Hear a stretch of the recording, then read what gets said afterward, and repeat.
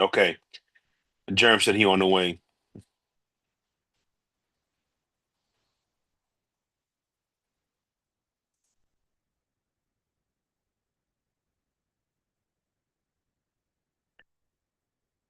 Good evening. Good evening. Good evening. Good evening. Do not adjust your television screen, your iPad screen, your telephone, your Roku TV, wherever and however you may be listening and viewing. We thank you very much. I am Mo Schefter, aka the hiring consultant for anybody who needs a new head coach. And that is the historian, the godfather, the executive producer, Sports 56, 98.5 FM, happy hour with Johnny Radio. Tomorrow we'll be there as well. To the second string on the happy hour. I can give that one. I got to give my props to my OG Darian Newsom on that one. OG of the This show. is true. You got you interest music. You're the only person on the happy hour with an open. You know that? Which we got to really get you programmed in on the open. Probably won't happen at Sports 56. I'll get to more of that as we bounce around in a little bit because we had some good news come through last week. We've been waiting on, and we're almost there. We'll just say that for them and continue on, my brother. I'm sorry to interrupt. No, you don't. First of all, you never interrupt. That is what we. If that's the case, like I said, I'm not really the starting quarterback production wise on the happy hour scene. That goes to my man Darian Newsom. We got to get him on the show sometime. In one of these nights where he's not busy doing his great work over at Action News 5. Nevertheless, I'm the historian Jay Ham and the producer of Mornings with Greg and Eli on Sports 56. We are rocking from 7 a.m. to 10 a.m. Central Time each and every Monday through Friday. You can join the fun. They like to argue and look back and forth at me just to see who is winning the argument, and I never pick a winner. That's just me. These are my bosses. I can't do that way. But you listen out. We have fun on Sports 56. Now back to the newest star on the Sports 56 airways, Mr. Mo Schefter. I appreciate that. Yeah, I appreciate that. I actually, it's funny because when you first extended that olive branch, the first couple times, especially the first time I went on, I was nervous. The first couple weeks, I'd be texting you like, "Hey, what we talking about today? What do I got to get prepared for today?" And then it's so funny because I tried something new about I want to say 5 6 weeks ago, where I was like, let me do the old West Coast and just go off script. And I felt like it was my worst performance ever. Like not just on the radio, like any podcast, radio, whatever that I've ever done. And I realized I'm not a West Coast guy. I'm an EMP guy. Shout out to the Patriot system, where we don't go off script. What we do is prepare and then adjust on the fly, which is exactly what the EMP system is, right? And that's what we do. So and you know which day, which segment I'm talking about. You know which Friday I'm talking because I texted you too. You know which one I'm talking about. And ever since then, I have not come to the show with any notes. I just come prepared. Well, even on Friday, when we broke the commercial, John looked across at me. He said, "That motherfucker's good."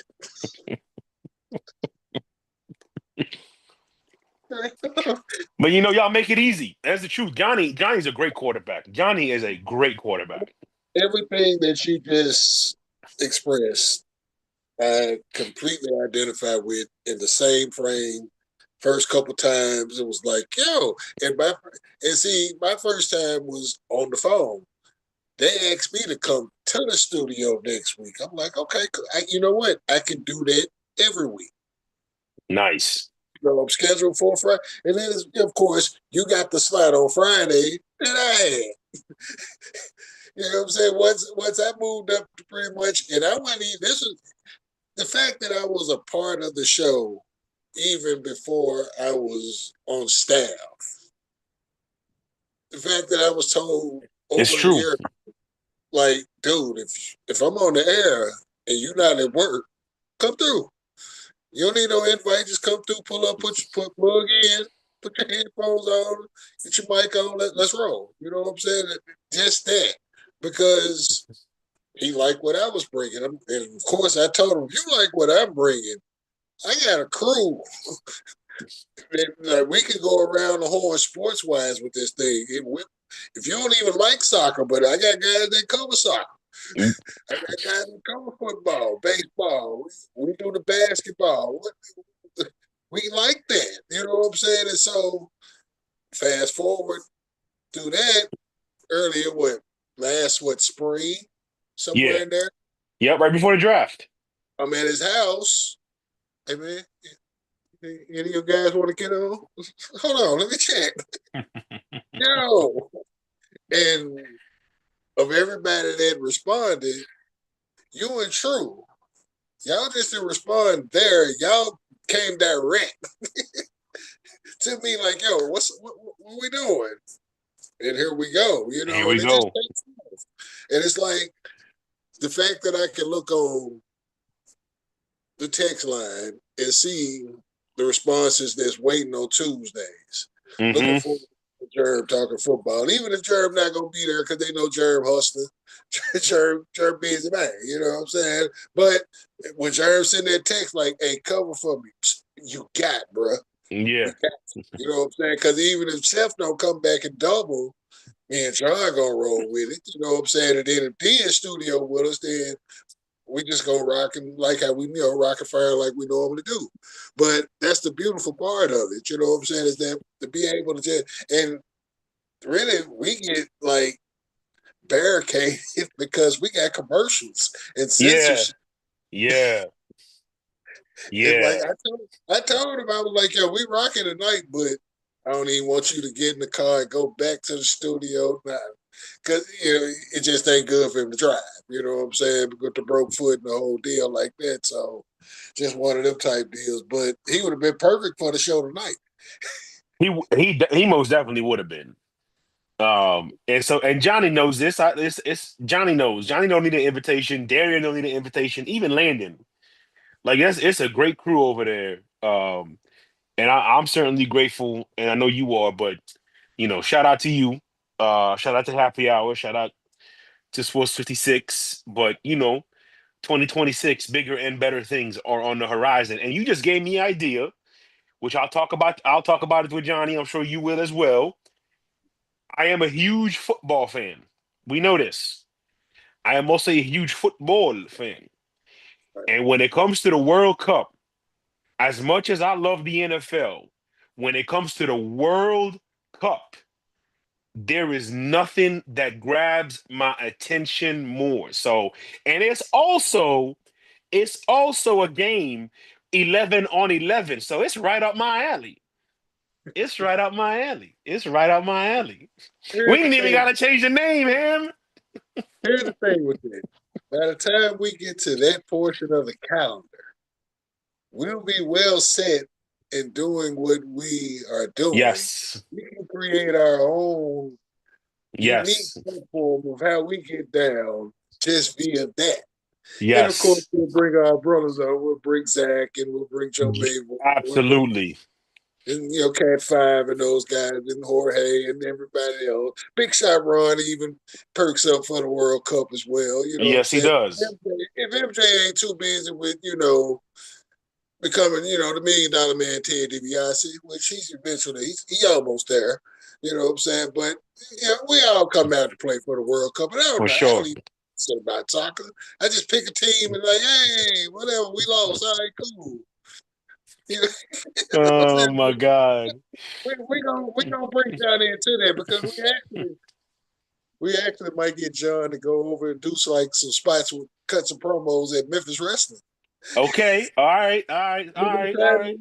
Right now, of course, he can't do it, but you know what I'm saying? Once For he get sure. in, we're gonna get him over to the Wrestle Center. We're gonna get that rocking with Dustin Starr, which that'll be a good plug for everything else that we got going on. So y'all got to excuse us. We plug in all our business right Yeah. here Yeah. for Yeah. but Yeah. y'all need to hear this shit anyway, because y'all a part of the mission. Y'all a part of the run.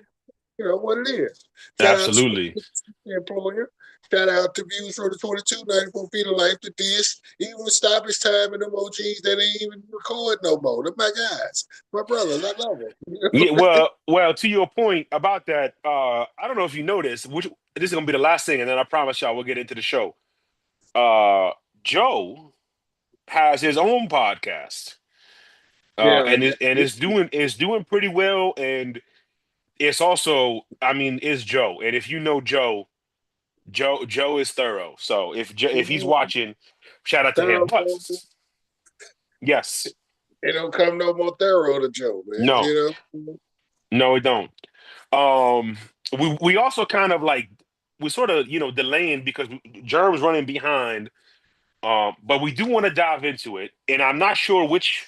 We can't talk about Stefanski. That's for sure. We cannot do that. So let's just get started. Shout out to everybody for being here. Appreciate everybody in the comment section. It is Black Monday. The NFL season is over. The playoffs are begin now. We still got a long road to the Super Bowl, but for some teams, it's going to be longer than others. And we saw that. And it started last night, Jay. It actually started Saturday with the Panthers and the Bucks, and then the Seahawks and the Panthers. But we have to start with the Ravens and the Steelers. Um, I called it yesterday on the Views and Views. It is the best rivalry in the NFL. The Packers and the Bears obviously is the longest, and there's a lot of historical. Good. History, right? You know, Yeah. but the current and most intense blood feud is in the AFC North. Correct. Correct. And I mean, you look at the rate, like the Packers and the Bears, they haven't had too many meaningful games against each other. The Ravens and the Steelers, good, They've only had, I think, like 3 playoff games against each other. You which is know, crazy and because one they, of them was like in the 40s. You know what I'm right. saying? So it's like pre-Super Bowl era, and then you got the other couple, and it's like, damn, for real. You would have thought it was but it's more of a division rivalry Hmm. thing with this AFC North with Baltimore, and Pittsburgh. Not only is it that, but it's got playoff, runs too. It's been some AFC championship games, divisional rounds, wild card rounds, all just included within that. And both of these coaches have won Super Bowls in each other's space. You Yes. see what I'm saying? Or at least gone to Super Bowls for that matter. Because I think, well, no, Harbaugh was, yeah. Well, Harbaugh Tomlin won. won. Yeah, Tomlin won. He beat Harbaugh to get to his first one. So Yup. they won Super Bowls in each other's space and the whole deal. So the history is a little bit more current wise. It's a little bit more rich, Yeah. with that. No doubt.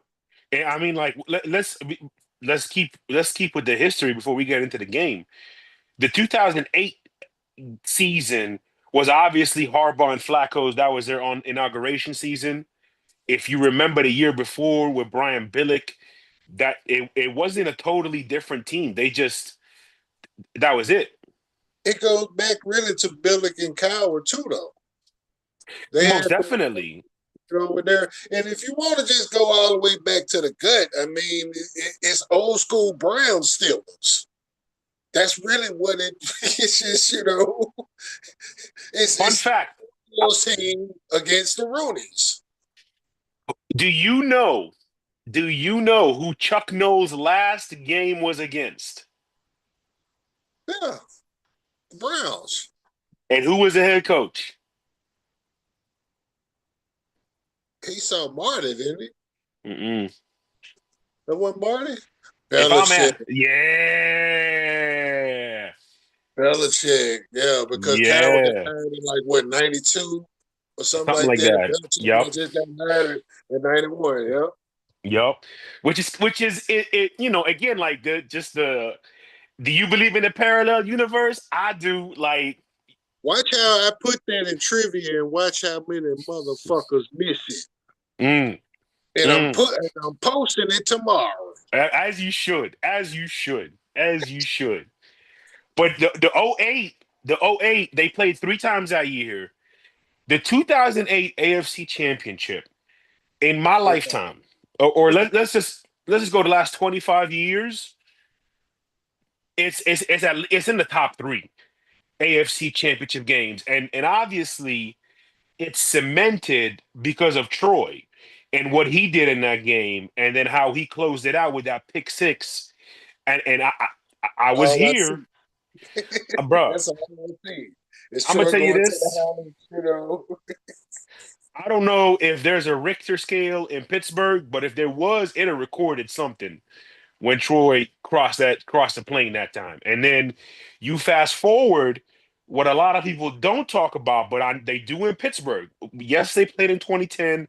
Pittsburgh won, then they lost to Aaron Rodgers in the playoffs, Super Bowl 45. But what if people in Pittsburgh know this game? The 2014 wild card round. That is probably one of the most hurtful losses in the Steelers' current, like the last 25 years. That's probably one of the hardest losses, toughest losses in their history, mainly because it was the prime of Le'Veon, Antonio, and Ben. But defensively, they still had Timmons and all these other guys, Cam Hayward in his prime. So that was the year that Pittsburgh felt was one of the years that Tomlin underachieved, even though they lost in the playoffs. But the fact is they lost to the Ravens. And that's one of those where I don't care what you say about Joe Flacco. He won at Foxborough twice. He won at Heinz Field in January. Ain't nobody else can say that. There's one more person he beat in his home stadium, 18 in Denver. He did Indy? In Denver. He did. Jacoby Jones, you're right. R.I.P. Denver. Got him in So Denver. like there's a video going around of like a parody of Joe Flacco and Aaron Rodgers warming up, talking about their accolades, and Joe says, "I beat Tom Brady." Aaron says, "I beat Tom Brady too."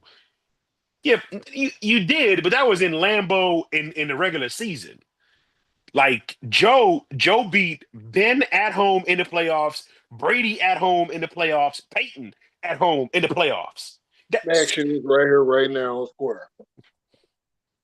If Eli is worthy of getting in just for beating Tom twice, how is he not? how is he not? I'm with you. I'm with you. I'm You just know, saying, how is he not? If you're going to put Eli, and I'm not saying Eli shouldn't be in based off of that metric. If you're going to go with that metric, I'm cool with that. But if you're going to do that for Eli, when Joe beat all of them, he did. Joe beat every Titan in his conference Yup. as far as quarterback head to head. In January. Yes. And none of those games were 9-6 or 13-10. He put up 20 plus every single time. And his wins in Foxborough were not tight games. They No. were ass. The Both the of two them. the 2009 wild card. I'm gonna tell you the truth. Okay, I was in St. Croix. There's a bar in St. Croix called Sharky's, which is ironically a Steelers bar in the middle of St. Croix. It's so weird, but it's a sports bar. I went in. I said I usually watch games at home. Okay, but I said I gotta get over this superstitious stuff. I'm gonna go enjoy a Patriots game in public for once. I don't know who sent me, Jay. I don't know who sent me. The lady came. She said, "Sir, what would you like?" And Ray Rice breaks it for 80 yards. I said, "Ma'am, just send me whatever alcohol you got. Leave me alone." I never forget because you can imagine what I was doing at that point. Like, man, oh, damn. Well, okay, here we go. I'm thinking they're gonna go back and forth. No. A couple plays later, Ed Reed got one. He going back the other way. And I'm gonna tell you, it wasn't the Ray Rice one where I knew we was in trouble. It was the opening offensive series where they blitzed Ray Lewis on like the first or second play, and he gave Brady a rib shot. I said, yeah, this game ain't looking good, and it wasn't. It That's wasn't. going on.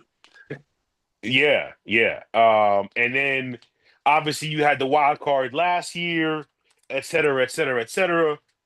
But last night, Jay, I went for a drive after the game ended. I had to go pick up something from the gas station, which is called Sheets. By the way, RIP to Mr. Sheets. He passed away today.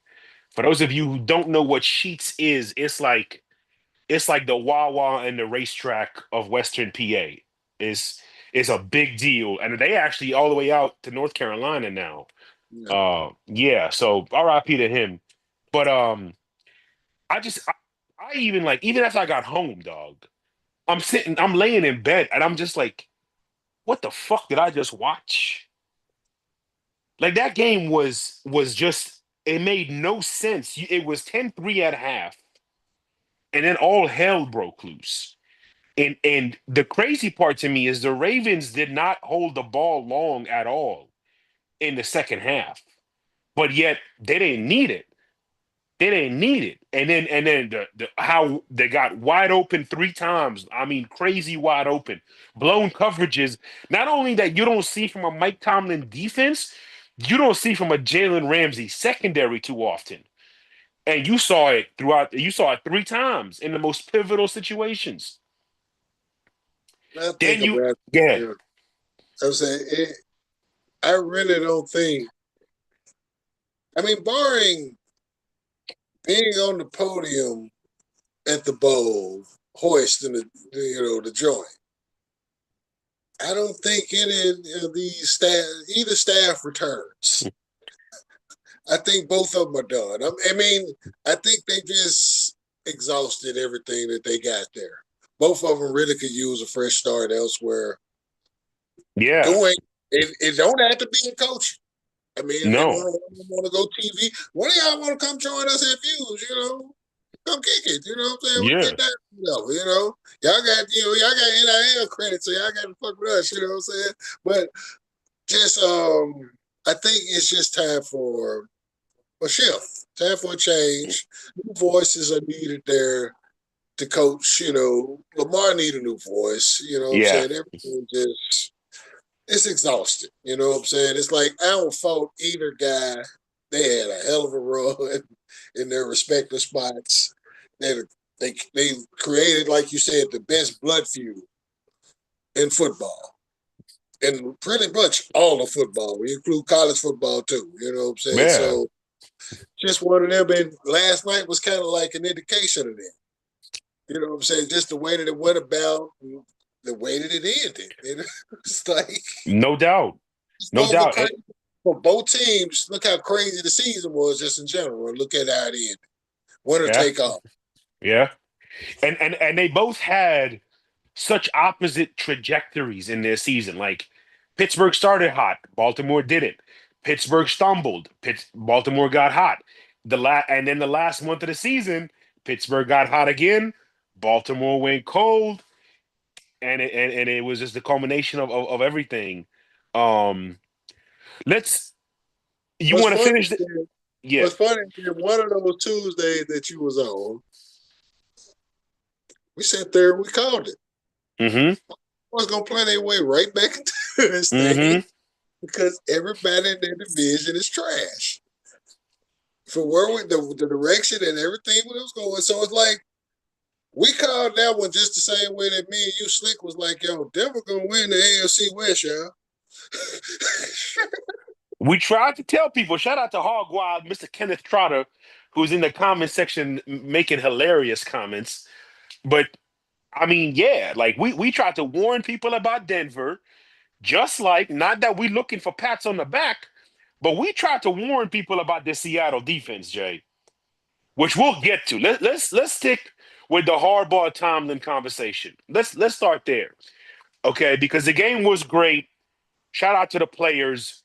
players win them, coaches lose them. And in my opinion, Aaron Rodgers saved some jobs last night. I really believe that. It was vintage Aaron, and it was nice to see. At least for another week. And who he getting next week? He's playing the best defense we've seen in 10 years. But let's start with Harbaugh, okay? And you notice everybody in the comment section, most people who've been with us notice.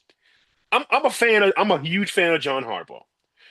And I give John Harbaugh all the credit in the world for the way he not only developed Lamar, but he also transformed the entire identity of his team to fit Lamar's strengths. And by the way, footnote, matter of fact, head note, that's not shade at Lamar. That's what you're supposed to do. That's what Bro, you so right, right. bro. It's like you bring in a big man that can't shoot. Why you making him shoot? He is who he is. And shout out to Ozzie Newsome because that's his legacy pick, and it was a great pick. I have always been of the belief that John Harbaugh, as long as Lamar is there, is untouchable. But the mark of any man is evolution. And the great Muhammad Ali, who is the only human being that I call my idol, the great Muhammad Ali once said, rest in peace. He once said, a man who views the world at 40 the same way he did at 30 or 20 has wasted time, has wasted all those years. We must evolve with the times. I, again, this is not an indictment on John Harbaugh as a coach, as a leader, as a CEO of a company. But sometimes it's like I said it yesterday, Jay. Some of the world's greatest resorts don't have direct flights to those islands. You got to connect somewhere else. And I think it is time for the Baltimore Ravens to find a different head coach for Lamar Jackson. I really do. And again, it's no indictment in any way because John Harbaugh could have a job in sports, in football, wherever he chooses. He can go wherever he wants. To me, I think Ozzie Newsome should be like, hey, John, why don't you come up here with me? It's a lot warmer.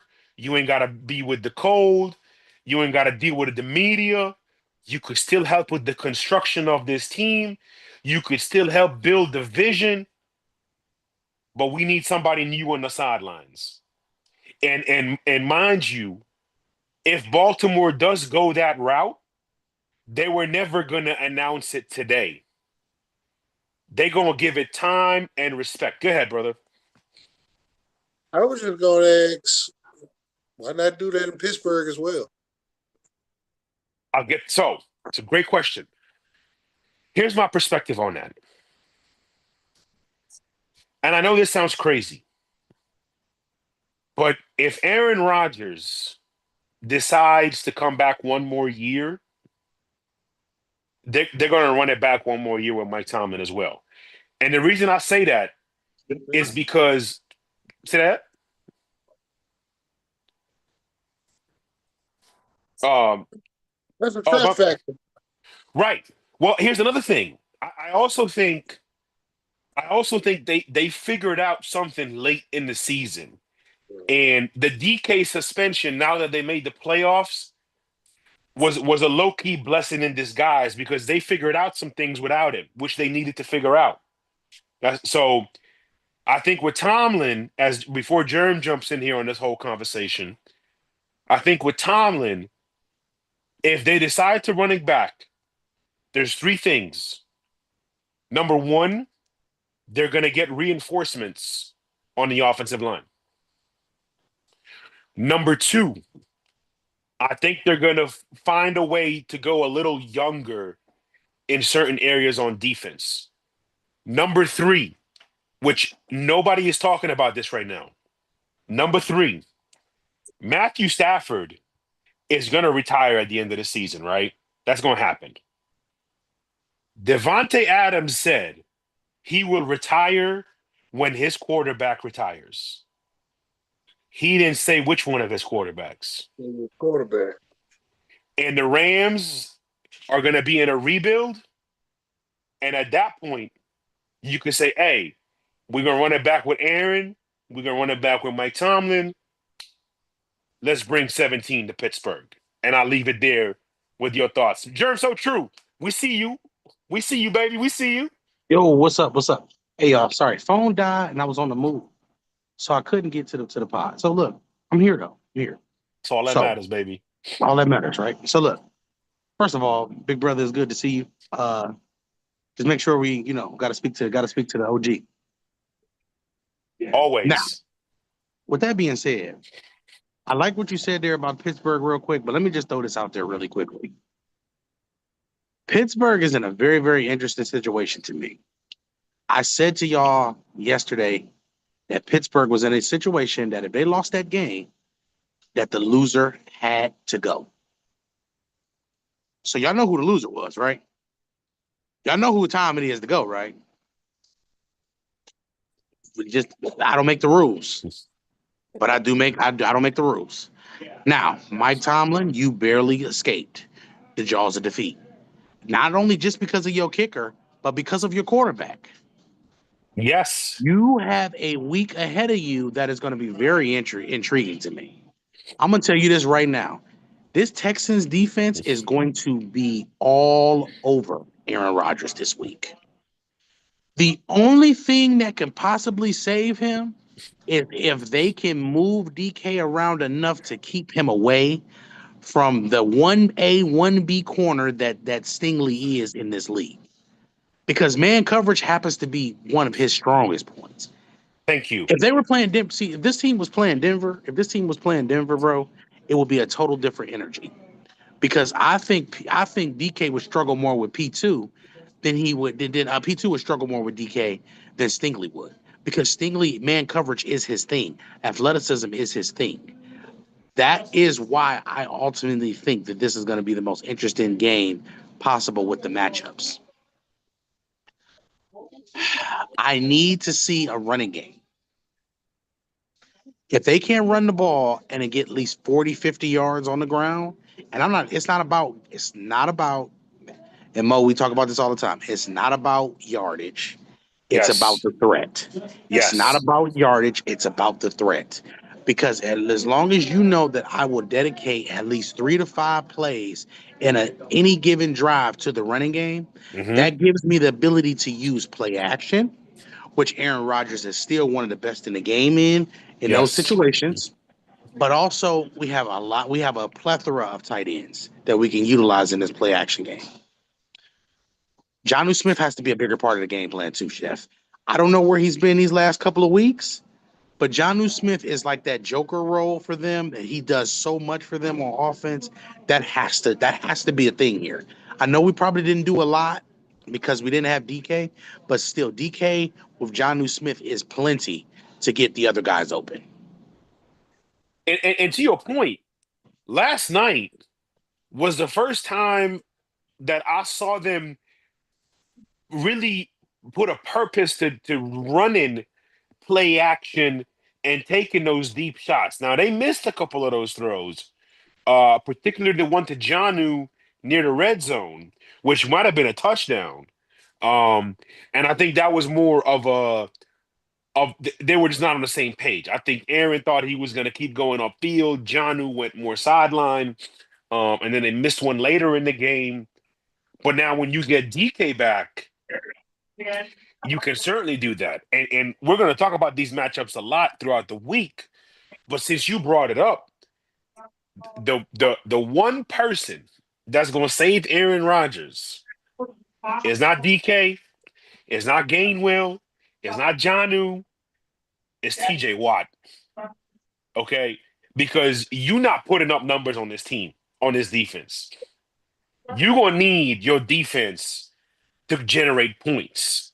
Like, and I'm not talking about you're gonna need your defense to score in this game. It's just gonna have to happen. They need to generate points.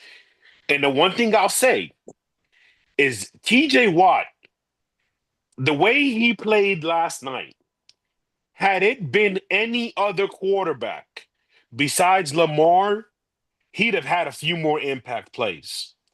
But Lamar is one of those quarterbacks, especially when it comes to TJ Watt, he is always aware of his presence. And I think Herbig and all of them would have had some more impact plays. Yes. Because that last drive, that pressure that they got on that second down, play was immense. Oh. And him being and Lamar being able to throw that ball away, bro, that was the game. That was a game-changing play. There. Yeah. Yeah. Because 9 out of 10 quarterbacks are going down. I don't care who. I don't care what you say. So shout out to Lamar on what he did. We kind of watched the game together amongst ourselves last night and things like that. And people were like, well, what do you think about how Lamar is playing? I didn't have an indictment on Lamar because Lamar is Lamar. He is who we know he is at this stage in his career. My indictment is on the coaching staff at this point. Yes. Because if we really want to talk about what the problem is, the issue is that there is a 250-pound running back behind me that is probably the most dominant force we've seen in this game in probably the last 50 years. And we're not talking about they used to say back in the day, they said, I'd rather get hit by a semi-truck or a train than get hit by a shoulder pad by Jim Brown. That's what they used to say about Jim Brown. That's just true. What do you think they feel about Derrick Henry? A lot of business decisions get made every week. So I need to see moving forward. I don't give a damn who the coach is. He has to be a focal point of the offense. I'm talking 25 carries a game or 25 touches. We're in the NFL now where 25 touches is acceptable too. Touches don't have to just be. Listen, a running game is not just running the football. Sometimes certainly it's isn't. Screen. Sometimes it could be anything that gets the ball in his hands and allows him to be effective. Yeah, exactly. And Chef, we talk about this all the time, and I say this all the time. The reason why I'm so big on this is because I know how to scout. With that type of offense that they have, why are we not utilizing Likely, Andrews, and Henry in more screen situations to get those bigger bodies moving and to get bigger bodies in front of them and allowing them to run after catch? That would number one, they're easy quarterbacks. They're easy quarterback friendly throws. Number one. And what do we want for young quarterbacks, especially quarterbacks like Lamar? If you get him in a rhythm, he becomes one of the most dangerous guys on the field because now he's in a rhythm. He's confident making these throws. And now that means now every deep throw he makes now, it's potentially going to be a big play now, whether it be pass interference or it's a big play over your head. Yeah. So they got to figure this out. They got to figure this out, bro. Because that's my season overview for Baltimore on offense. Defense, we'll get to that right after you make your take on offense. Couple quick things. Number one, it's a new year when Jerm is complimenting Aaron Rodgers and Lamar Jackson in the same segment. That's number one. Number two, the throw he made to Zay Flowers, that comeback route, that's not a throw Lamar was able to make his first 5 years in the league. I don't care what anybody says. Number three, there is an APB out on Interstate 76, Interstate 79, Interstate 70, Interstate 495 for Mark Andrews. Because where was he last night? I don't remember. I wrote down, I could show you. I wrote down every play. For a lot of games, I do that. Like if it's a big primetime game that I know I'm going to lab, I literally sit there and I write every single play down. I didn't write Mark Andrews' name once.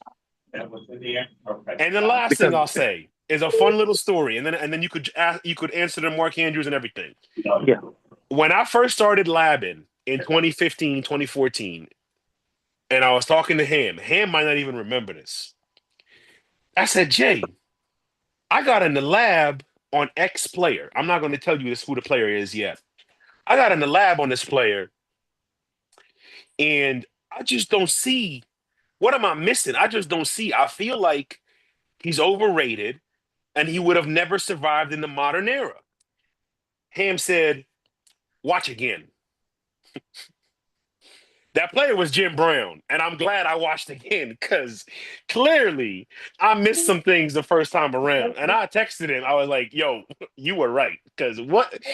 Now that you brought that up, I remember the watch again too, and the watch again. That was straight up my pops coming out like, run that back, bro. Run that back. Go back and watch that one more time. Tell me that Cubs ain't get 800 yards today. Oh my god! Oh my god! And I would imagine it would look a lot like what Derrick Henry looks like, where you just don't know how to tackle him. You don't even know where to hit him. I thought about that, and then I posted one day some footage of Earl Campbell. Earl Campbell crowned. He crowned one of the Raiders cats in the chest, and he fell forward. No, he got crowned. Earl Campbell got crowned in the chest. But I think Oh my god! Lester Hayes or Jack Tatum won, crowned him straight in the chest, and Earl fell forward. That's some Derrick Henry type shit right there. It's Earl's just, he's not as fast as Derrick Henry. And then, of course, there's another video I got of Earl when he was in college. He done drug everybody on the sideline, and dudes that was on, they were playing SMU. And the dudes from the SMU band were like, ooh, you can see them on the sideline. Earl was different, though. Oh, man. Yes. Though, it's like just bruising. You can't do nothing with it, dog. Just next level. Jim Brown? Come on, dog. Different. Era. Yes. I mean, this is not even a history lesson because you guys know the answer to this question already. But you do know that Earl Campbell, Derrick Henry, and Eddie George all are guys that have top 10 rushing performances in the history of this game, and all of them did it as an Oiler or tight end. Yeah, it's a great point. Right? Did Derrick Henry run a Heisman? You said, wait, Derrick went? Did he? I think he did. Derrick might have did. I think Derrick did get a Heisman, if I'm not mistaken. I think he did. Too. Yes. Let me verify. Yes. But Germ, defensively, and I'll set it up and then you can go with it. The one thing I noticed was in passing situations, Baltimore would line up 3 safeties deep. And then after the snap, Kyle Hamilton would rotate based on what he saw. And to me, that speaks to just how impressive and also how much the coaches trust and respect him. So shout out to Kyle Hamilton real quick, but jump in there, True. Kyle Hamilton was one of the easiest safety prospects I've ever scouted. Love that. Why? Because the intelligence is there. 6'4", can do everything on the field. The problem with Kyle is that all players like him, the leggy players like that, they end up injured because they're just bigger guys. You know what I'm saying? It's nothing we can do about certain things. The wrong step in the wrong direction, that's a dislocated knee or anything like that. That the player is intelligent. The player has everything you need. So for him to be on a team like Baltimore is highway robbery, considering what they got. Now I say that to say, with Kyle being such a factor in the running game, in the passing game, and things like that, you do have a foundational piece with him, right? Here's the only issue. In the history of this sport, how many safeties, primarily in the box safeties, guys who impact more or less the running game and covering tight ends, not deep third guys, because Kyle he's not the best deep third guy. He's not bad at it. He's just not the best, right? Right. But how many guys in the box safeties can we name off the top of our head that won Super Bowls or were big contributors to Super Bowls as main guys? We got Palomalu. Mm-hmm. Of Palomalu is the number one guy that we can use, but the course. Steelers used the zone blitz at that time. The zone Yes. blitz at that time, the only person who was eating that zone blitz up was the guy who's in the hall, who's going to go to the Hall of Fame and probably one of the greatest guy to ever play the position. Yep. Then you also had a guy named Peyton Manning who didn't shy away from it either. You had Breeze, you had a lot of guys that could diagnose and figure it out once we got to it, right? But we got Palomalu, right? Besides Palomalu, I thought Sean Taylor was trending in that direction, right? Because as an in the box safety, he could do everything. A small misconception that I think a lot of the younger generation don't know. Sean could also play middle. Correct. Sean Okay. was bigger, was everything Ed Reed was, but bigger, stronger, and faster. Yes. Bigger, He- stronger, faster. The biggest, the tallest, the largest. Like y'all like biggest the glove. That was Sean Taylor. Go ahead, Ham. uh, I know you probably got some. I know you probably got a player or two. I He have two played names. behind Ed Reed. This is true. Yes, In Miami. Crazy yes. part. This is That's true. the crazy. That's the craziest part you said because he was 6'2", 205 pounds, and was hitting people harder than some of these linebackers. He was an old school player with new age speed and ability. So I'm Yes. saying that to say Palomalu was an exception to that rule. The deep third safety is always the most important safety of the two because he keeps a lead on the defense. That's Yes. why everybody is searching for the next Ed Reed. They're going to always search for the next Ed Reed because of those reasons. You just can't duplicate that type of production, that type of player on the field, especially in this day and age when everybody doesn't have good cornerbacks. Okay?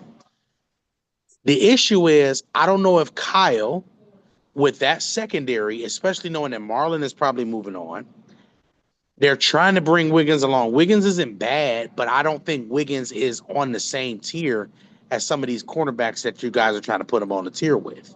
He's still Agreed. young and he's still growing. Okay. Agreed. I think Baltimore has to revamp that entire secondary. And if he is the mainstay player, that's okay. But Chef, I'm gonna get your thoughts. I think Baltimore's key is the front seven.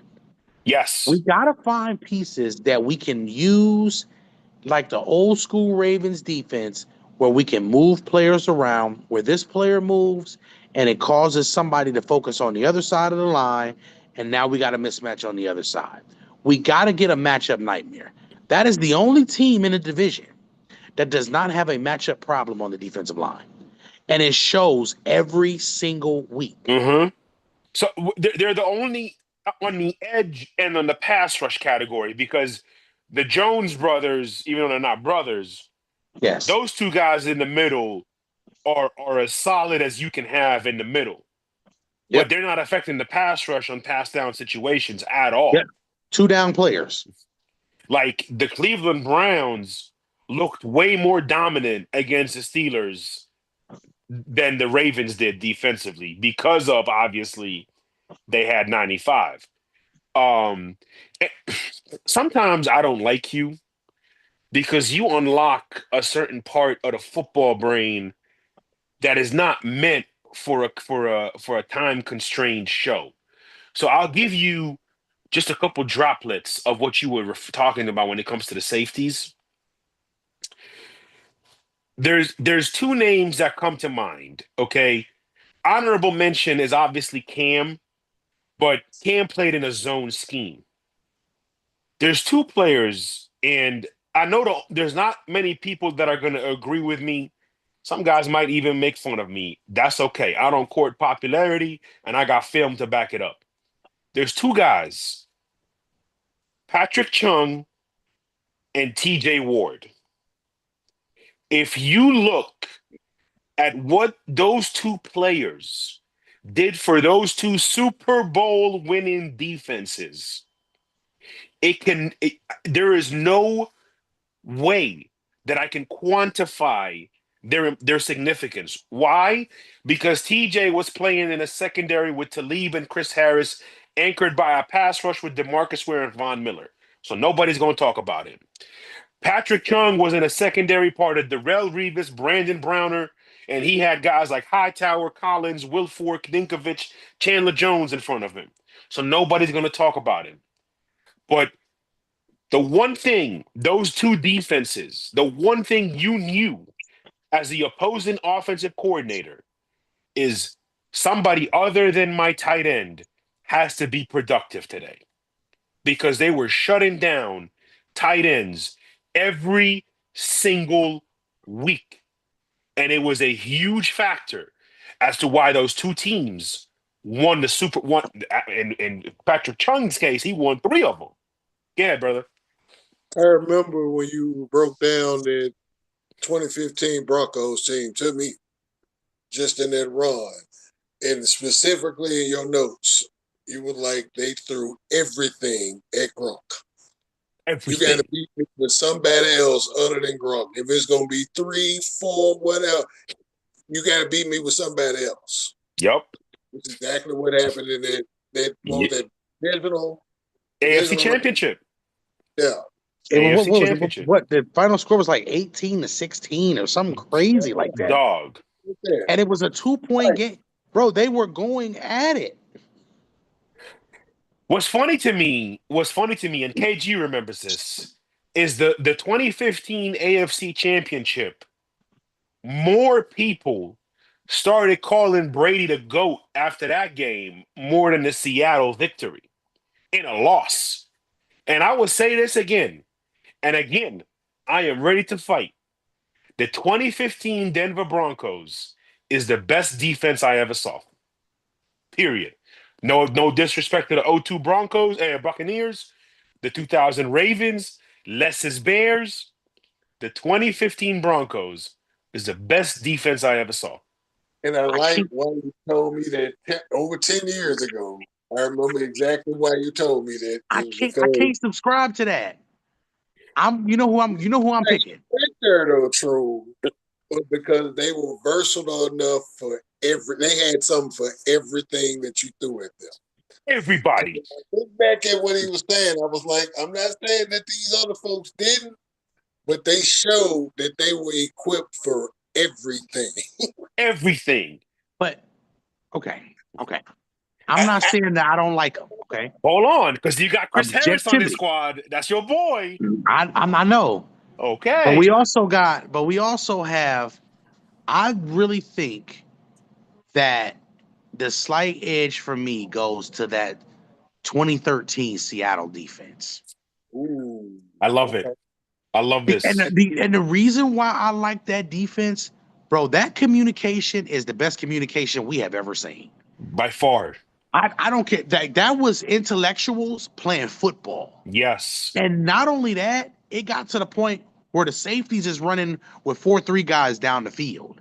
Then we got this guy over here who can cover the tight. Like, so those two defenses, like, what do the kids say? 6'7", 6'7". Don't get me started on that, all right? My nieces and nephews driving me crazy with that. Those things, you looking at those things, it's just like, that is a really hard, like, if you was to sit down and break it down by position, you probably would give the nod to majority of the secondary to Denver, right? Arguably because of, I'm sorry, this is at the time where Aqib Talib was playing. Oh yeah, he was playing top 3 corner in the league ball. And Chris Harris has always been one of them dudes. The problem with them was the nickel. Bro, they had Bradley Roby. They had a young Bradley Roby who was balling. Hey, but he wasn't getting them like Jeremy Lane was, though. Go ask Julian Edelman. That was, hey, listen, Julian Edelman. We're gonna have to do like a little bit of position by position, like one day breaking down Super Bowl. Yes. You know what? Super Bowl week. Let's do the greatest 7 Super Bowl defenses of all time. Let's do it. 7 days before the Super Bowl. the 7 best defenses in the history of the Super Bowl. Let's do that. That would be a Hey. great way for the You week. know this is gonna get promoted on Sports 56 tomorrow, right? On both of y'all segments, we promoting this. This is whole topic that True just dropped and presented. That's what we gonna rock with. Anybody Absolutely. want to get down, y'all holler at us. I'm just Now, gonna be there to talk about it. if you want, we can do the first week, and we can do the 7 offenses, and then we can do 7 defenses. Oh, let's do it. Let's do That's it. just fun shit for the Super Bowl. I think Let's it'll do be it. dope. 14 days, 14 Let's do days it. in between. Let's entertain them with something nice. Let's do it. Man, Be on the lookout for this that. list is about to be crazy. This list is about to be crazy. So, But with let's- that being said, go ahead. so we can wrap this up and get to another part, so we can get everybody out of here because we don't want to keep y'all too long. Yes. The beautiful thing about what you just said, though, is Kyle Hamilton falls in that range, right? Is can we put the right players around him so that he can be the hero of the respective secondary? And if they can do that, they'll be in a good position. But I don't think they need secondary players. I think the Ravens have to focus on the front 7. Yes. We don't. I'm about to say something crazy. Get ready. Hey me. Roquan Smith is not necessary in this defense. Ooh. Does that mean he's not? I'm not saying he's not good. I'm saying he's not necessary, because in the middle of your defense, you don't need 100 tackle guy necessarily in this defense. If we're getting penetration, we're gonna get those guys anyway. Yeah. Why are we paying a 350-pound defensive tackle, and why are we paying these 3 big guys up front to all be 350 if we just gonna put Roquan Smith behind them? Oof, that's tough. Wow. I'm not gonna say I disagree, but I will say that statement is definitely a statement that has truth in it in 2026. 2022, 2023, no. But now Because the biggest thing, the biggest key to this, guys, is he doesn't do what Fred Warner does. Fred Warner nobody covers does. every. That's my key. Even Bobby Wagner, at a stage in his career, was doing a little bit of everything from the middle Yeah, I linebacker agree. spot. I agree with that. It's just I don't need 100 tackle guy necessarily.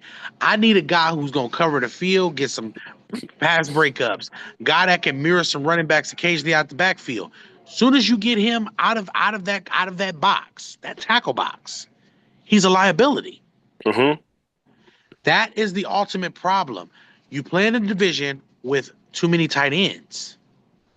There are 16 tight ends in the AFC North, bro. The Bengals got 4 tight ends. I mean, are we lying? They got Drew Sample. You might not be lying. Drew Sample, Noah Fant. Then it's the other guy. What's the other kid's name? Tanner Hudson. Yep. And Gesicki. That's 4 on one team. Then you go over to the Steelers. They got Connor Hayward. They got Darnell. They got Jonnu. Then they got Pat Freiermuth. Yep. Then they got another dude. They got like 5 tight ends. We just named 9 players, and we haven't even got to the Browns. Who, by the way, might end up having the best tight end in the division. Exactly. Yes. But it's just crazy to me that you have a middle linebacker that you can't trust to cover in a division that you have so many prominent tight ends. And then even the things that we have out with the running backs. I mean, Perine, all of those guys. You need your middle linebacker to be able to move in space. And it's not saying he's not good. That's not what this is about. It's saying that it might not be necessary for this particular group because of the cap hit and because of the ultimate impact that he's going to have on the defense. Yeah. We can get 100 tackle guys. Hell, if we got the right guys in our defense, we can find guys to make tackles. Yes. Who can shoot, who can play, who can 2-gap. Yes. Okay. Great conversation. This was all about the Ravens Steelers, not our intention, but the beautiful part is we sprinkled in everything. Jim Brown, the Patriots, Broncos. So great conversation. Let's shift it now. And we don't want to stay too long. We want people to get out of here. So let's talk about it. Coaches were fired, and coaches will be hired. Let's start where we got to start. Let's start there. Kevin Stefanski was fired as the head coach of the Cleveland Browns. We talked about it yesterday. We were anticipating it. We spoke about why it needed to happen because it was either you stick with him or you stick with Shador. Neck and wrist don't lie. Uh, for the Cleveland Browns now, Germ,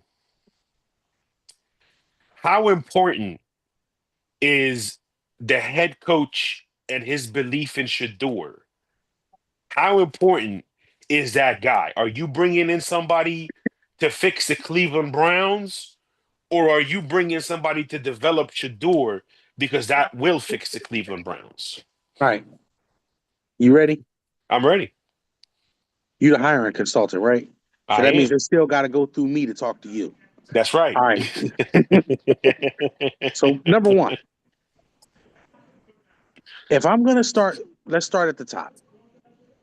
My head coach does not have to be an offensive coordinator. That is the Okay. biggest misconception I think that Cleveland people have. I It does not have to agree. be an offensive coordinator. I agree. I think Jim Short should be the head coach.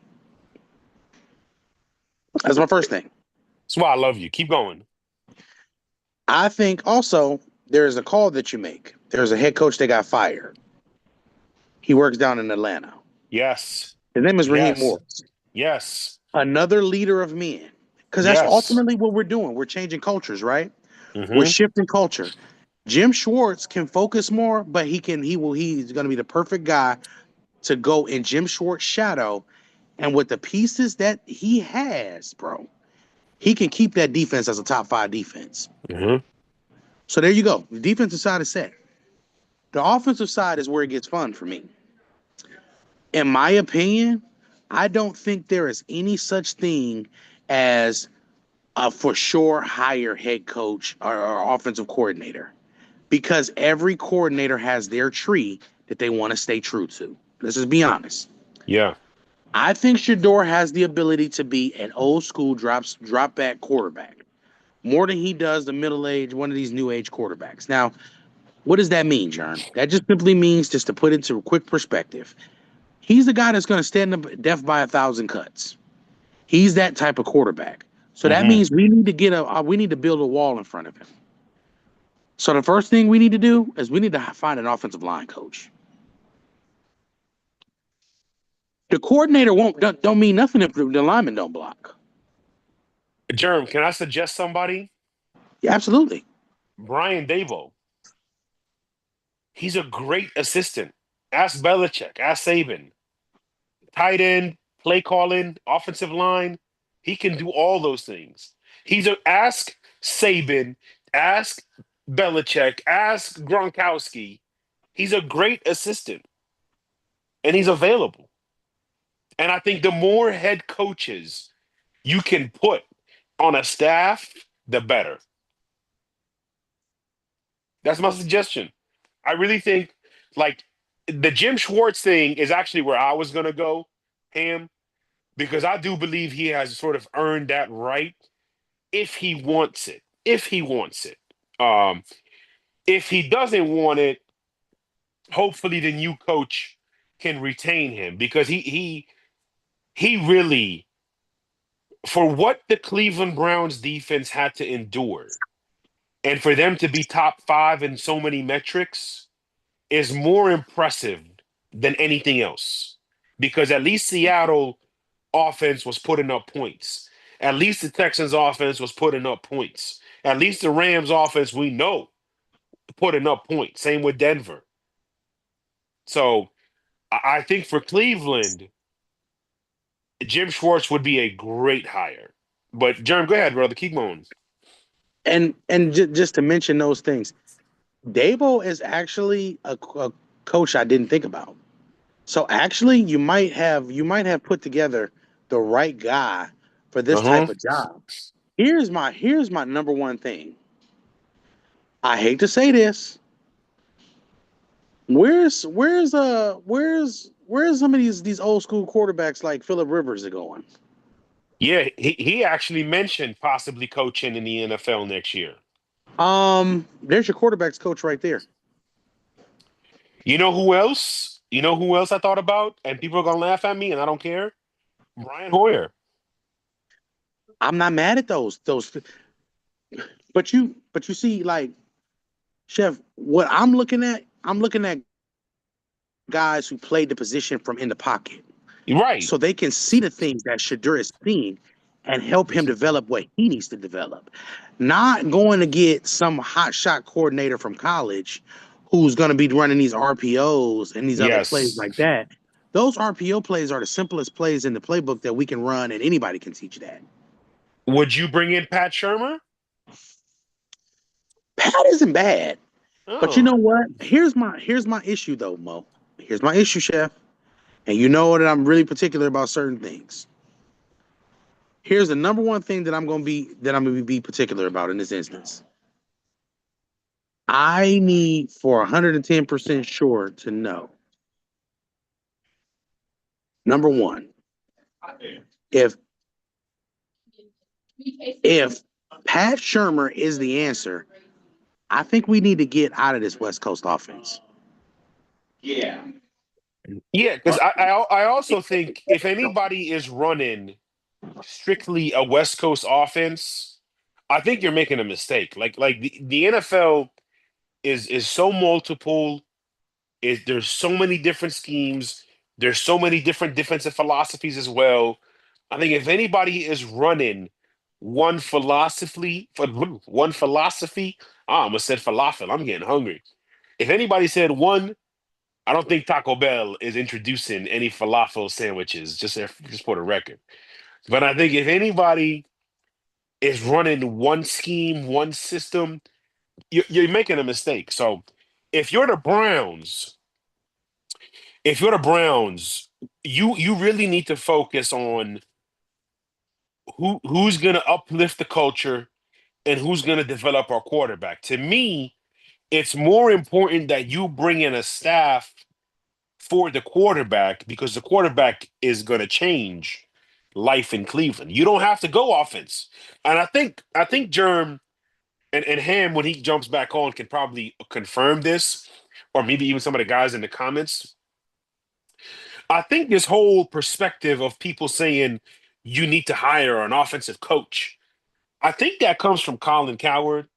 And I'm not here to throw shade at Coward, but that's just like one of those things where don't let the television tell your vision because that's just a false narrative. Um, and I don't see where they got it from. Like Sean McVay is a great coach. Kyle Shanahan, great coach. So I don't see this whole thing about, oh, you got to bring in an offensive guy. No, you need to bring in a coach. You need to bring in a leader. Um, and so I kind of that's kind of where I want to leave it with Cleveland. I want to move on to something else. Um, the Arizona Cardinals, they fired their head coach in Jonathan Gannon, which was needed. You don't lose 9 in a row. You just can't do it. You were hired because of your defensive prowess, and your defense failed despite your offense putting up numbers and putting up yards. So we can't use the Kyler Murray excuse at all. Um, so I think I think it's they made the right decision. But I think if you're the Arizona Cardinals, you have you, y- are you presenting yourself as, hey, you're our guy, or are you presenting it as let's just bring in somebody until we get the guy? Because their roster doesn't necessarily have a real foundation to it. Um, so I say all that to say, to me, Arizona is the least interesting job in the NFL. That is the least intriguing one. And it would not surprise me if they hired a placeholder, which would be a problem. Which brings me to my next topic. Go ahead, Jerm. They only can hire a placeholder.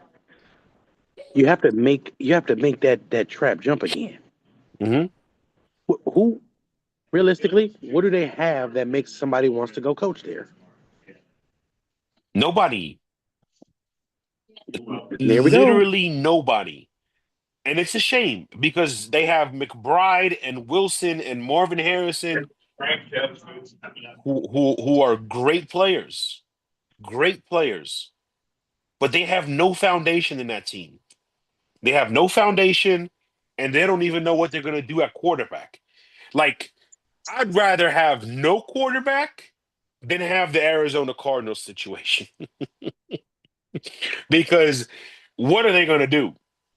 And I know what I believe is going to happen. I believe they're going to stick with Jacoby another year. Maybe, and I think Kyler Murray is going to end up on the New York Jets. I truly believe that. But we'll see what happens. Leads me to my next point. And me and Big Shot talked about this. Uh, and I appreciate what Big Shot had to say. I appreciate his input on this because it did change my perspective a little bit. And I even spoke to some people in Atlanta. I spoke to Falcons fans, and some of them echoed what Big Shot said. And all that is good and well. And I'm gonna just say this because this is all platform term. I have no reason to sugarcoat anything. Okay. Zach Taylor, if he was in Atlanta, would not have gotten fired. He just wouldn't have. Matter of fact, Zach Taylor should be fired, Mhm. but yet he's not. Oh, why is he not? Because the players spoke up for him. I'm sorry. So did the Falcons locker room. I'm sorry. This guy has developed a program. He's developed players. He's built a foundation. He's built a culture. And now you're pulling the plug on everybody. I can appreciate what Atlanta is doing at the surface. But when you dive into it, I think it is ludicrous. Shout out to Georgia. I think it is ludicrous that they fired Raheem Morris. And honestly, whoever they hire, it better be a home run. They better knock it out the park because I believe in the Falcons roster. I told y'all earlier in this year, so did Germ. They're a year away from a year away. They coming. They have a foundation. Why do they have a foundation? Because of Raheem Morris. You want to fire the GM? Cool. You want to talk about the Kirk Cousins, Michael Penix thing? Cool. It's a bottom line business. Bottom line is he developed a culture. Bottom line is those guys believed in Raheem Morris. They would have ran through a wall for Raheem Morris. And now you got to sit there and explain to B. John Robinson and Drake London and the three rookies and all these other players and the two tackles, hey, we're going to go a different direction. Who you bringing in? I don't know. It better not be somebody who can just draw plays on the playboard. It better not be that. So all I'm saying, Atlanta, heed my warning. Okay, I know how to get there. All right, I know the zip codes in that area. Okay, heed my warning. If you do not hire a home run head coach, I promise you, a year or two from now, the rant that I will go on will be insane because this screams a lack of nepotism is what it screams at to me. Because, like I said, had this been Zach Taylor, Stefanski, Kevin O'Connell, okay, had it been a white head coach, they would have never been fired under these circumstances. And I think it's a shame that we still have to have this conversation. I understand everything that Big Shot said. I understand everything Falcons fans echoed. I get it. I get it. But you looking at what you just looked at and the way those players reacted to their head coach, and you fire him? Not only do you fire him, you bring in people way before the season is even over to begin the process.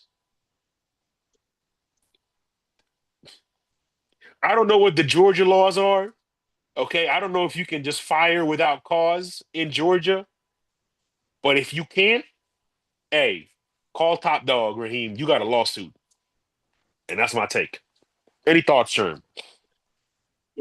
I agree wholeheartedly. I'm not even going to reiterate or echo anything.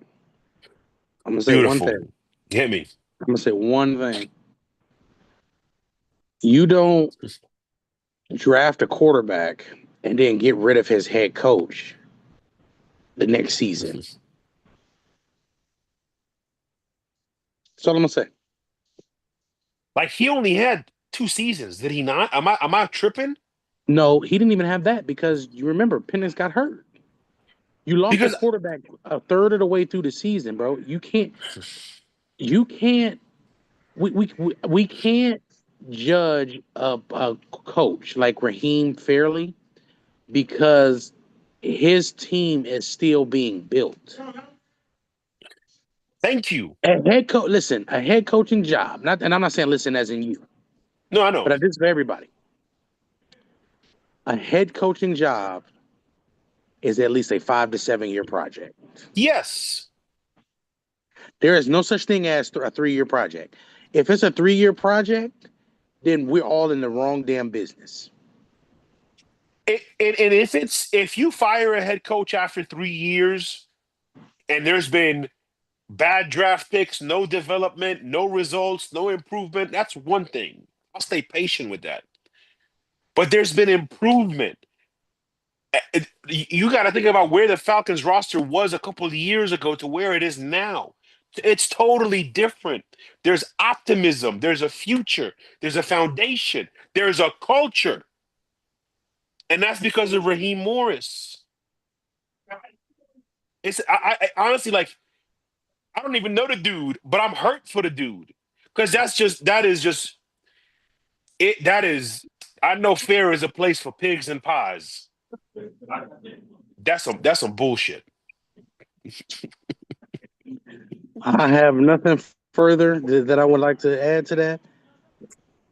Ham, anything you want to add? I'm gonna say it like Jake Shuttlesworth, though. He got game with the Jesus threw that basketball over the fence. For as far as the Atlanta Falcons, that's why they ain't gonna make it. That's why they ain't gonna make it. Why they ain't gonna make it. You are absolutely right. Can't believe Jeffrey, they fired that man after 2 years like that.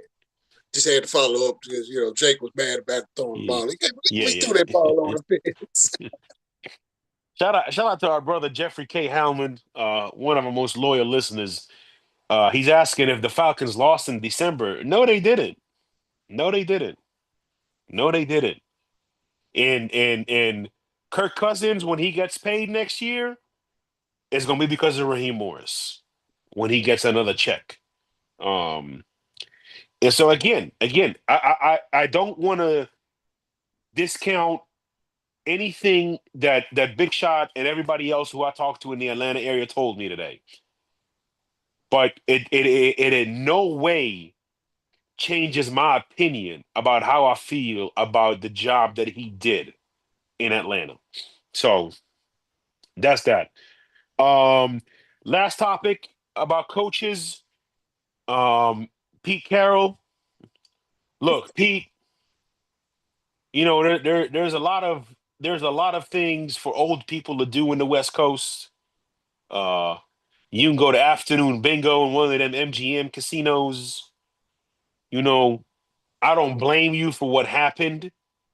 I don't you were forced to also work with Chip Kelly, which that alone should entitle you to some sort of workers' compensation.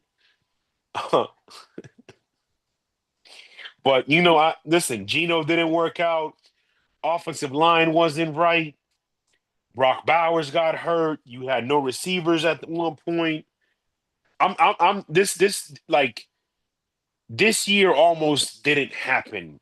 If I'm Pete Carroll, like it is what it is. I got a paycheck. I got experience out of it.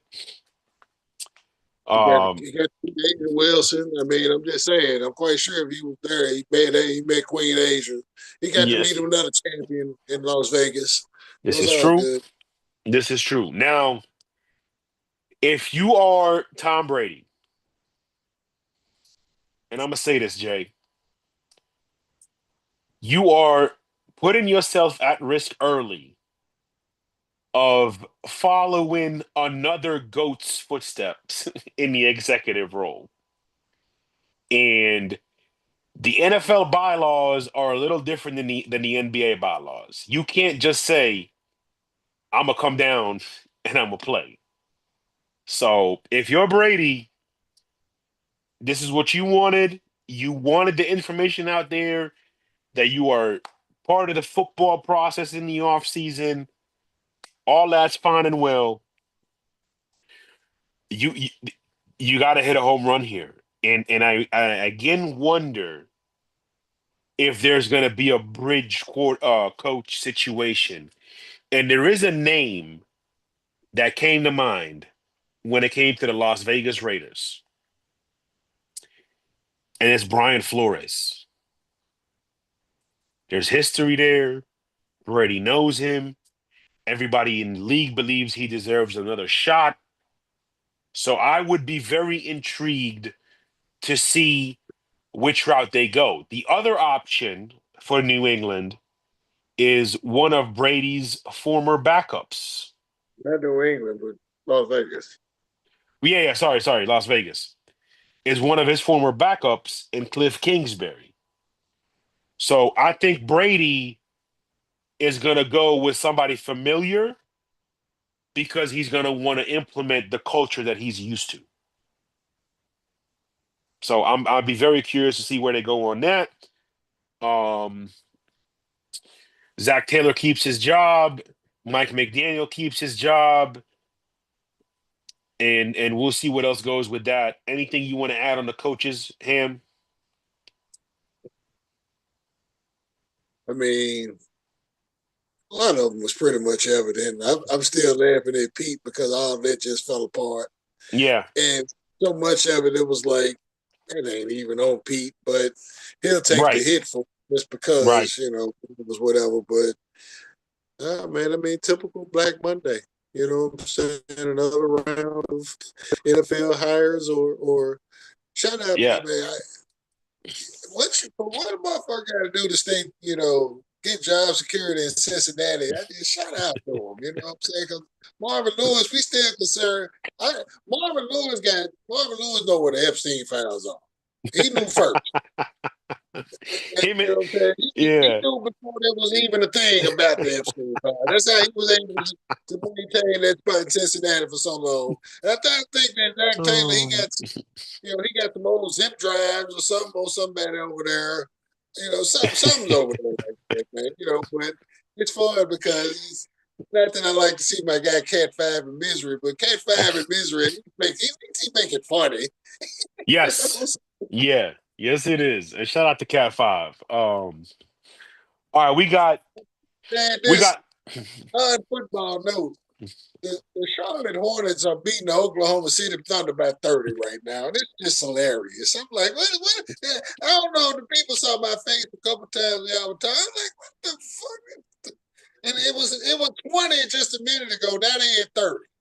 So it's like, it's unreal, And somebody somewhere is going to think that that's significant. But, hey.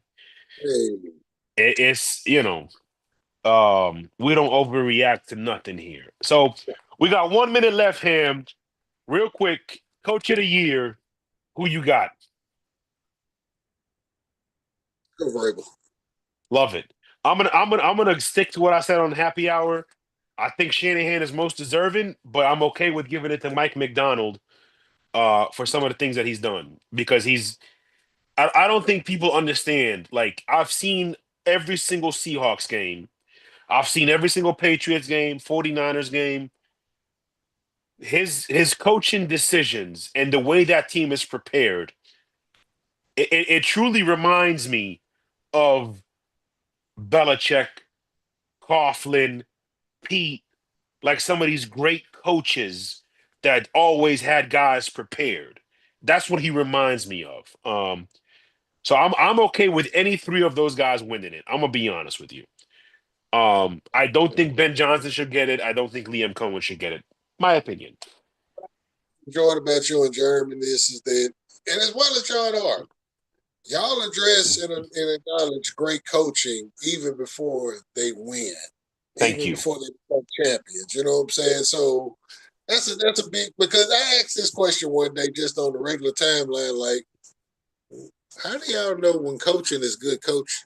How do y'all know the coach is a good coach? And the general answer, of course, after they win, naturally.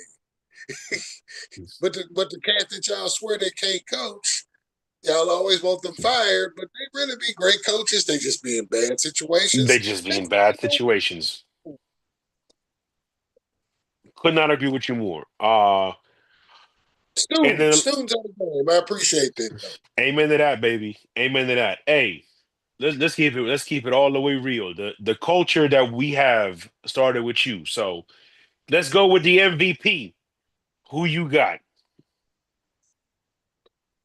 Uh, Keep it in Foxborough, man. Yeah. We'll go to part of Foxborough with that. Because see, you gotta look at the turnaround with that team in general. And we laughed about this morning, myself and Eli Savoy. We laughed about this a couple of mornings, actually. They started the season off with a loss at home to the Raiders. I know. And you know what's crazy? I took the Raiders money line in that game. That's money. Oh my God, yo.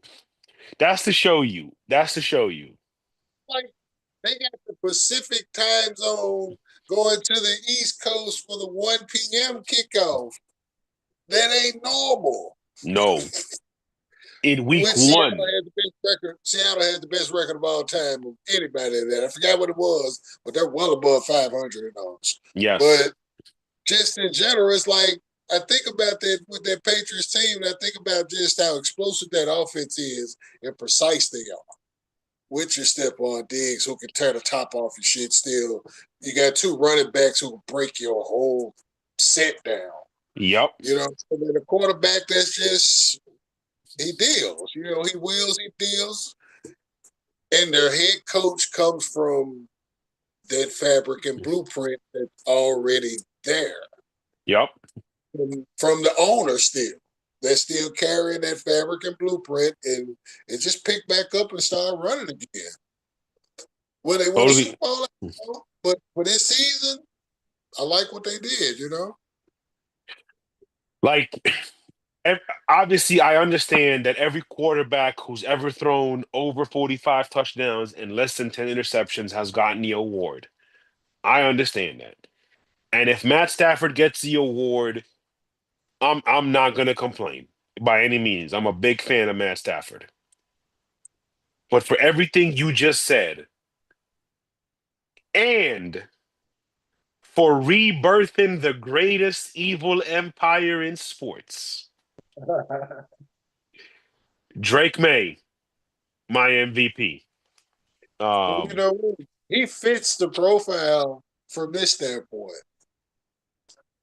Me being a Duke basketball guy, he's a North Carolina guy. And his brother, his older brother, Luke May, terrorized Duke and Kentucky and other ex-Trav about. But he still cuss us out about Luke May, and that shot was made right here in Authentic. Luke May Yes, it was.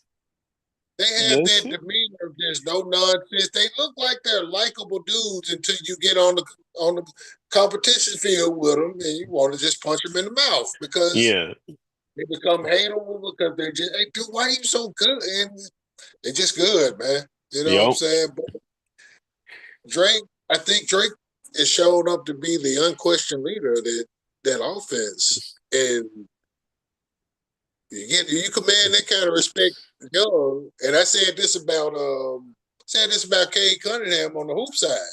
For him to be that young and to command that much respect as the leader. Same with Drake May. I looked at Joe Burrow the same way when he Yes. first came. You know what I'm saying? Just that command. Even with 12, when in his second year, when he ended up getting the start and the whole deal, he Yeah. took everything. 15, same thing. 8, you name them, we can run through the quarterbacks. Yep. But just Absolutely. about it, it's just impressive, man. You know what I'm saying? I got to give him the nod, especially when there's such a faulty it's a faulty development of the position in general. It certainly is. Yeah, so it's just It refreshing certainly to see is. that type of quarterback play from a young QB, man. It's good shit. I totally agree. Totally agree. Great show. Shout out to you. Shout out to everybody in the comment section. Shout out to Germ. Views for the 22, live on the scene. Sports 56, 98.5 FM, happy hour with Johnny Radio. Follow us on Twitter, Threads, Instagram, TikTok. If you're listening, you know where to find us. Make sure you tuned in. Appreciate y'all We're, being locked in. we're the only FM radio station in the city that's sponsored by Tito's, and Mm-hmm. we have a dispensary in Missouri. Yes, We sir. we ain't even got legal weed in Tennessee, y'all. We got a weed dispensary sponsor. Hey, and we can't forget the Black Mo King. Shout out Stan Mosier, baby. Yeah, shout out to Memphis Bold Inspector Stan Moser. We got a pretty good cook. We got to test that out when we get Harden House open. Harden House coming soon, y'all. Yes, it Like is. coming soon. Yes, it Don't is. look. Keep your notifications on. And I have some trivia I'll be throwing out in the morning. Y'all can have a little fun with that. We're gonna do a little wild card, NFL wild card trivia. You know what I'm saying? The Yep. whole deal. Like tune in to it though tomorrow on Sports 56. We got the whole 2 hours. We talking football. We got Boo at 11:30, Jeremy at 12. Those times are Central Times. Holla at us. You too, baby.